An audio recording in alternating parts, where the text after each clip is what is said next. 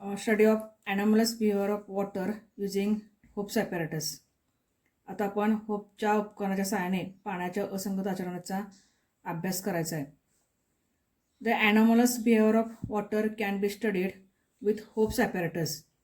पाण्याच्या असंगत आचरणाचा अभ्यास होपच्या उपकरणाच्या सहाय्याने करता येतो. In Hope's apparatus a flat bowl is attached to a cylindrical container as shown in figure 5.5. ह्या पानावर खाली होप होपच्या उपकरणाची आकृती दिलेली आहे. त्या उपकरणाच्या सहाय्यानं आपण अभ्यास करायचा आहे. तर 5.5 या आकृतीमध्ये होपच्या उपकरणात धातूच्या उभट नळकांड्यास मध्यभागी एक पसरट गोलाकार भांडे जोडलेले असते. There is provision to attach thermometers above to measure temperature T2 and below to measure temperature T1. The flat bowl on the cylindrical container. उभट नळकांड्यास पसरट भांड्याच्या वरच्या बाजूला T2 हे तापमापी जोडलेले असते आणि खालच्या बाजूला T1 तापमापी जोडण्याची सुविधा असते. Water is filled in the cylindrical container and a mixture of ice and salt known as freezing mixture is put in the flat bowl. उभट नळकांड्यात पाणी भरले जाते आणि नळकांड्याच्या भोवती जे पसरट भांडे असते त्या भांड्यामध्ये बर्फ आणि मीठ याचं गोठण मिश्रण म्हणतात. बर्फ आणि मीठ यांच्या मिश्रणाला गोठण मिश्रण म्हणतात, मीन्स फ्रीजिंग मिक्सचर. आता आकृती 5.5 पहा. During the study of anomalous behavior of water using Hope's apparatus, temperature T1 and T2 are recorded after every 30 seconds. होपच्या उपकरणाच्या सहाय्याने पाण्याच्या असंगत आचरणाचा अभ्यास करत असताना प्रत्येकी 30 सेकंदानंतर T1 व T2 तापमापीने दाखवलेल्या तापमानाची नोंद केली जाते. The temperatures are plotted on the y-axis and time in minutes on the x-axis. तापमान y अक्षावर आणि वेळ x अक्षावर घेऊन आलेख काढतात. The graph is shown in the figure 5.6. The graph shows that initially both the temperatures T1 and T2 are identical. आकृती 5.6 मध्ये दाखवलेल्या आलेखावरून हे स्पष्ट होते की सुरुवातीला दोन्ही तापमापी समान तापमान दर्शवतात. नळकांड्याच्या खालच्या भागातील पाण्याचे तापमान T1 हे जलदगतीने कमी होते. The graph shows that initially both the temperatures T1 and T2 are identical. However, as time passes, temperature T1 of water in the lower part of the cylinder decreases fast, while temperature T2 of water in the upper part of the cylinder decreases comparatively slowly. तर नळकांड्याच्या खालच्या भागातील पाण्याचे तापमान T1 जलदगतीने कमी होते, तर वरच्या भागातील पाण्याचे तापमान T2 तुलनेने हळूहळू कमी होते. However, once the thermometer T1 of the lower part reaches 4 degrees Celsius, it remains almost stable at that temperature. नळकांड्याच्या खालच्या भागातील पाण्याचे तापमान T1 4°C पर्यंत पोहोचताच ते काही काळ जवळजवळ स्थिर राहते. At the temperature T2 decreases slowly to 4 degrees Celsius. वरच्या भागातील पाण्याचे तापमान T2 हळूहळू 4°C पर्यंत कमी होते. Thereafter since T2 starts changing rapidly. यामुळे एकाच वेळेला T1 आणि T2 4°C तापमान दाखवतात. Then temperature T2 of water in the upper part of the cylinder decreases comparatively slowly. Thereafter, since T2 starts changing rapidly, it records 0 degrees Celsius. आता प्रथम वरच्या भागातील पाण्याचे तापमान T2 जलदगतीने कमी होत असल्याने वरची तापमापी T2 प्रथम 0°C तापमानाची नोंद करते. And after that the lower thermometer T1 records 0 degrees Celsius temperature. आणि त्यानंतर खालची तापमापी T1 0°C तापमानाची नोंद करते. The point of intersection of the two curves shows the temperature of maximum density. आलेखावरील दोन्ही वक्रांचा छेदनबिंदू कमाल घनतेचे तापमान दर्शवतो. How can we explain this observations?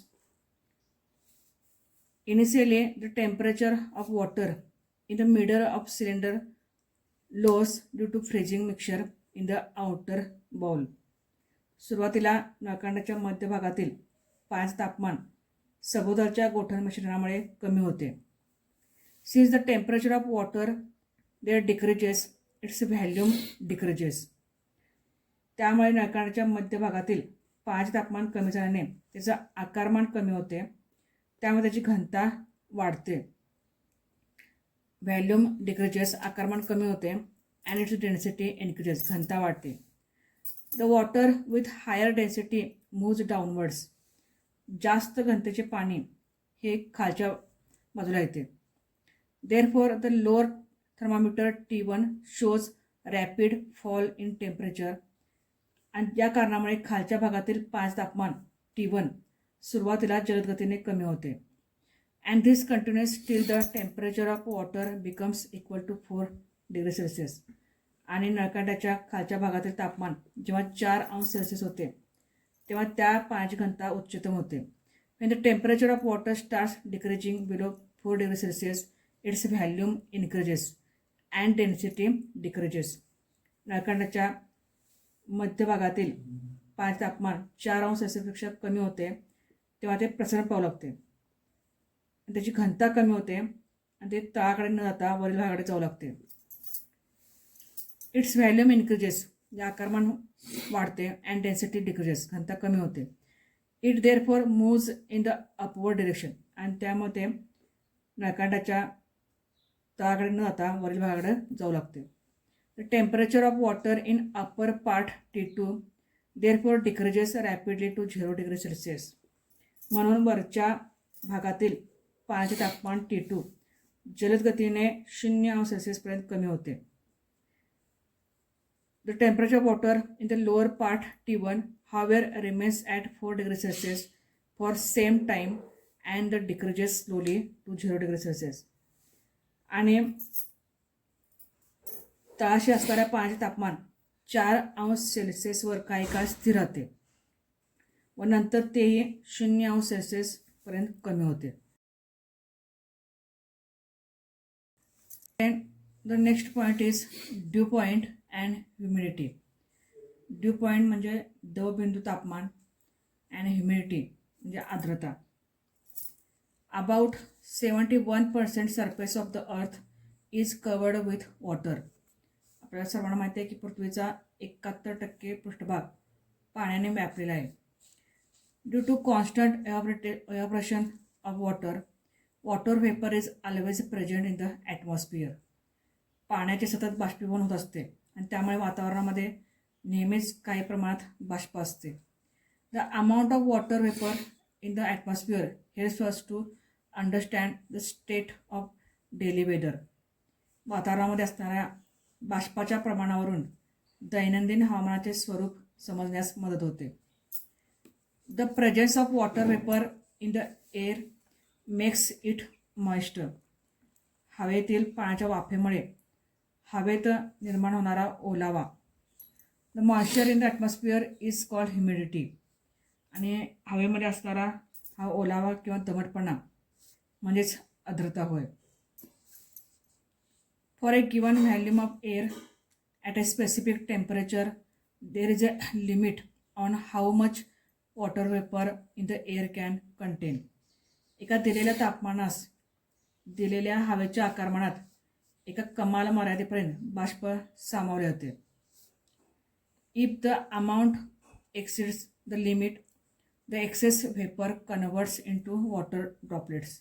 या मर्यादेपेक्षा जास्त बाष्प असल्यास त्या अतिरिक्त बाष्पाचे पाण्यात रूपांतर होईल. When the air contains maximum possible water vapor, it is said to be saturated with vapor at that temperature. हवेमध्ये जेव्हा पाण्याची कमाल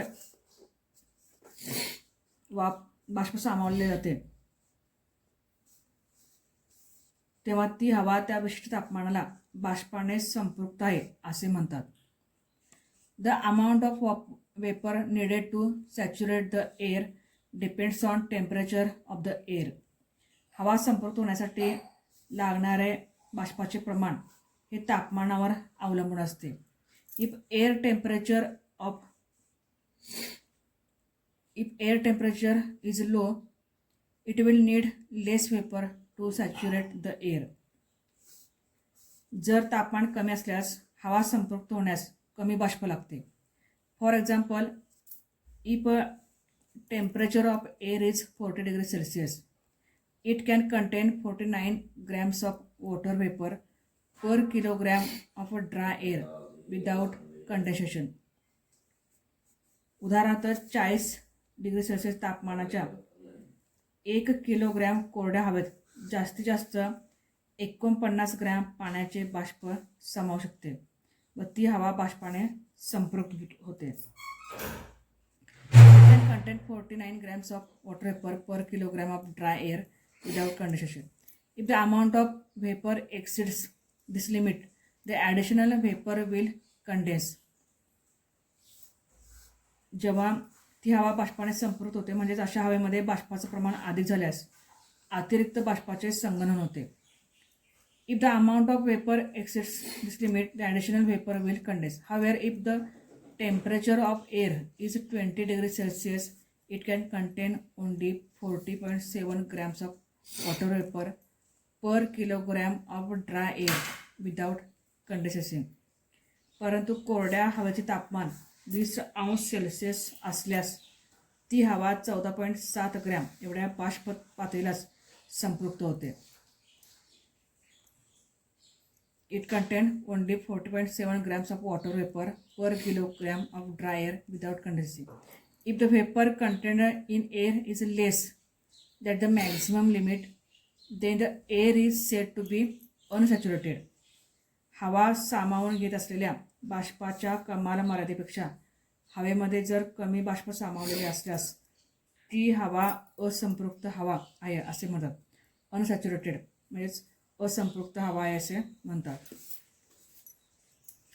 suppose unsaturated air at a certain temperature is taken and its temperature is decreased. A temperature is reached at which the air becomes saturated with vapour. This temperature is called the dew point temperature.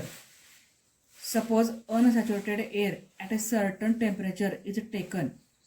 एका विशिष्ट तापमानाची असंपृक्त हवा घेतली. Unsaturated air म्हणजेच असंपृक्त हवा घेतली आणि तिचं तापमान जर कमी करत नेले तर तापमान कमी होताना ज्या तापमानास हवा बाष्पाने संपृक्त होते त्या तापमानास दवबिंदू तापमान म्हणतात. Called due point temperature.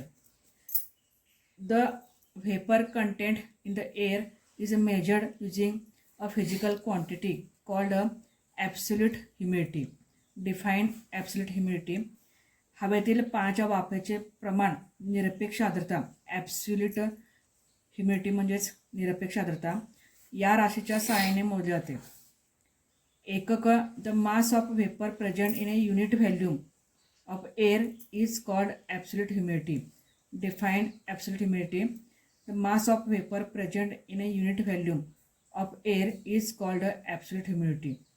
Generally, absolute humidity is measured in kilogram per meter cube. निरपेक्ष आर्द्रता म्हणजे काय त्याचं एकक लिहा. Unit is kilogram per metre cube. एकक आकारमानाच्या हवेमध्ये असलेल्या पाण्याच्या वाफेच्या वस्तुमानास निरपेक्ष आर्द्रता असे म्हणतात आणि निरपेक्ष आर्द्रता ही किलोग्रॅम पर मीटर घन या एककामध्ये मोजतात. The feeling of humid or dry nature of air not only depends on the amount of vapor in the air, but it also depends on how close that amount is for making the air saturated with vapor. हवेच्या दमटपणाची किंवा कोरडेपणाची जाणीव ही फक्त हवेमध्ये असणाऱ्या बाष्पाच्या प्रमाणावर अवलंबून नसते, तर बाष्पाचे प्रमाण हवा संपर्क करण्यासाठी लागणाऱ्या प्रमाणाच्या किती जवळ आहे यावरही अवलंबून असते. But it also depends on how close that amount is for making the air saturated with vapour. It means that it depends on temperature of the air also.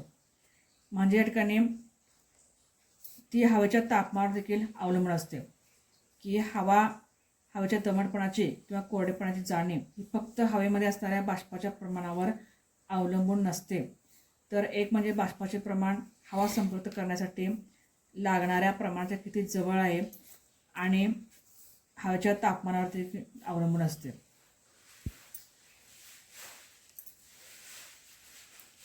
The ratio of actual mass of vapor contained in the air for a given volume and temperature to that required to make the air saturated with vapor at that temperature is called the relative humidity. सापेक्ष आर्द्रता म्हणजे काय? हवेच्या ठराविक आकारमानात आणि तापमानात प्रत्यक्ष समाविष्ट बाष्पाचे वस्तुमान व हवा संपृक्त करण्यासाठी आवश्यक असणाऱ्या बाष्पाचे वस्तुमान यांच्या गुणोत्तरास सापेक्ष आर्द्रता म्हणतात. Define what is mean by relative humidity. सापेक्ष आर्द्रता म्हणजे काय?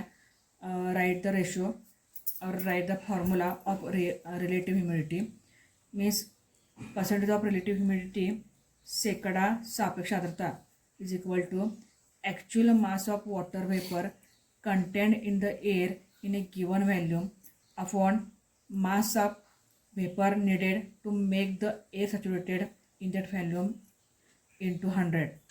दिलेल्या आकारमानात प्रत्यक्ष समाविष्ट बाष्पाचे वस्तुमान त्याला भागिले दिलेल्या आकारमानाची हवा संपृक्त करण्यासाठी आवश्यक असणाऱ्या बाष्पाचे वस्तुमान गुणिले 100. The relative humidity at the dew point is 100%.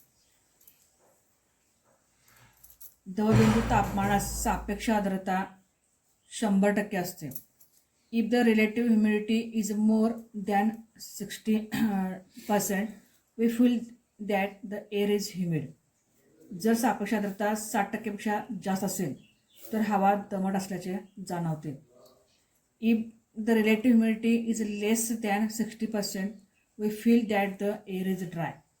जर सापेक्ष आर्द्रता 60%पेक्षा जर कमी असेल तेव्हा हवा कोरडी असल्याचे जाणवते. During winter season you may have observe a white trail at the back of a flying plane in a clear sky. हिवाळ्याच्या कालावधीमध्ये निरभ्र आकाशात उंचीवरून उडणाऱ्या विमानाच्या मागे एक पांढरा पट्टा निर्माण झाल्याचे तुम्ही पाहिला असेल. As the plane flies the vapour released by the aeroplane engine condenses and forms clouds. विमान उडत असताना इंजिनापासून निघणाऱ्या वाफेचे संगणन होऊन ढग तयार होतात.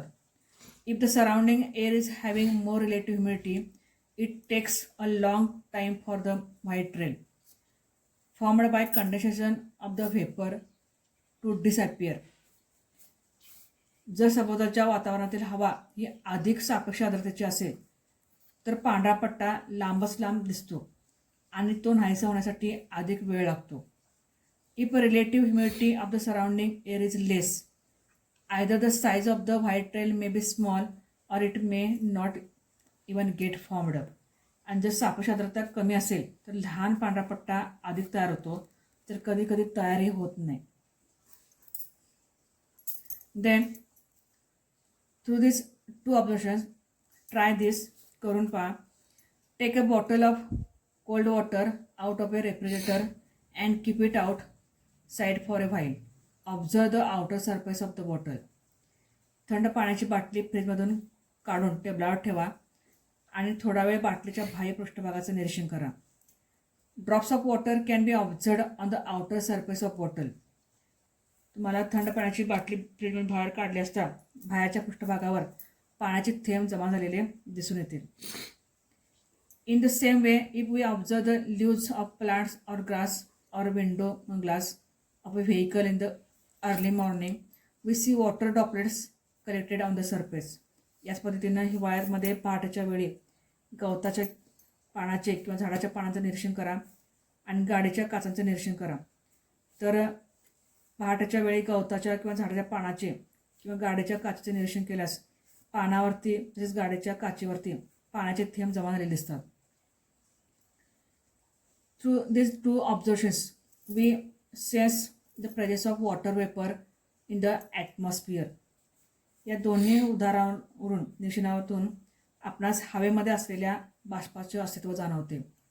As a result the excess water vapour gets converted into tiny droplets. तर हे बाष्प पाण्याचे थेंब कुठून जमा झाले, तर हवेमध्ये जास्त जी हवा असते त्या हवेचं पाण्यामध्ये रूपांतर होतं. The dew point temperature is decided by the amount of water vapour in the air.